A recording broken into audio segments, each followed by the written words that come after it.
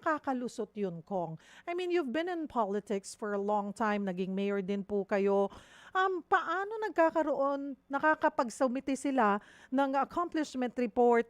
Paano nakakapag-release ng budget sa isang proyekto kung 'di ba ano 'yan, parang yung per ano 'yan, phase 1, phase 2, phase 3 para hindi naman 'yan kunwari ang project kunwari sa Navotas may project na 100 million, hindi niyo naman 'yan i-release kaagad ng isang ahensya yung buong 100 million. Kailangan by phase may natatapos para mag-release for the second phase. 'Di po ba ganun 'yon? Hindi, wag natin paghaluin yung phasing tsaka yung accomplishment, no? Okay, Kasi yung sige po. phasing, okay. Okay. Okay, Cheryl, explain natin yung phasing, no? Yung phasing is, for example, may isang proyekto. Sabihin natin, mas madali ito paliwanag sa sa mga vertical projects, yung magtatayo kunyari ng mga buildings, di ba? Okay Ang po. DPWH. For example, ang total budget ng isang building ay 500 million. Okay? Mhm. Total. Simula hanggang matapos, 500 million. Hindi po babudgetan yan ng buong 500 million. Kung Mhm. ano lang yung kayang gastusin sa taon na ito, yun lang ang popondohan. Mhm. Kasi sayang naman yung matutulog na pondo, di ba? Aha. So for example, 500 million, ang kayang gastusin muna is foundation at konting civil work. Sabihin na natin 100 million. Mhm. Kaya ang description nun is, for example, XXX building, phase 1. Mhm. So yun ang phasing. Mhm. Doon pero pag nalagay sa budget yung 100 million na yon, hindi na phasing tawag doon. Ang release nun is based on accomplishment. Ibig sabihin, kung naka-accomplish ka ng 10%, yun lang ang i-release, less retention, no? At Mhm. least sa local government, ganun eh. Hindi ko kasi alam pang kung paano yung pag-release sa national government o sa DPWH.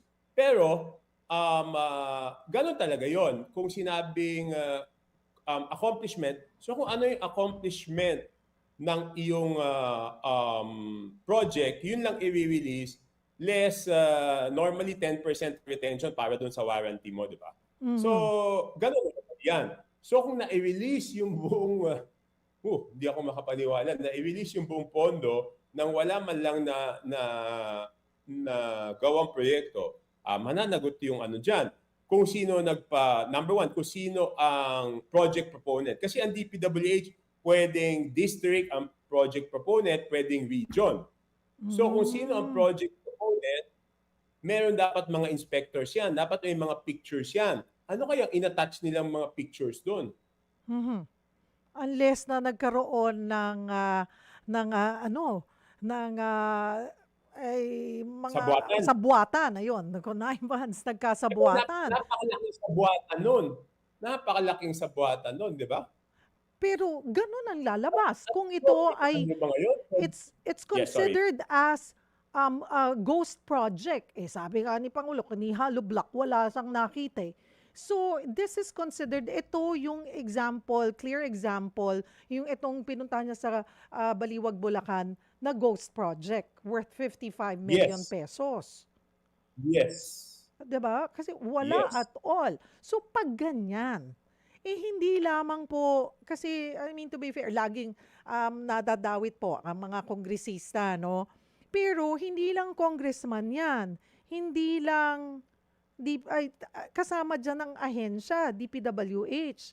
And marahil COA. Ang number one kong Cheryl is, sino yung nakapirma doon sa accomplishment report? May Mhm. accomplishment report kasi yan eh. At may pipirma doon sa accomplishment report na i-attach doon sa billing. Mhm. At least, ang sinasabi ko, yan ang proseso ng pagbayad, no? Sa gobyerno. So, Mhm. accomplishment report, i-attach mo yan sa billing. So, sino ang pumirma doon sa accomplishment report? Ano yung mga photos na in-attach doon sa accomplishment report? Yun ang dapat makita.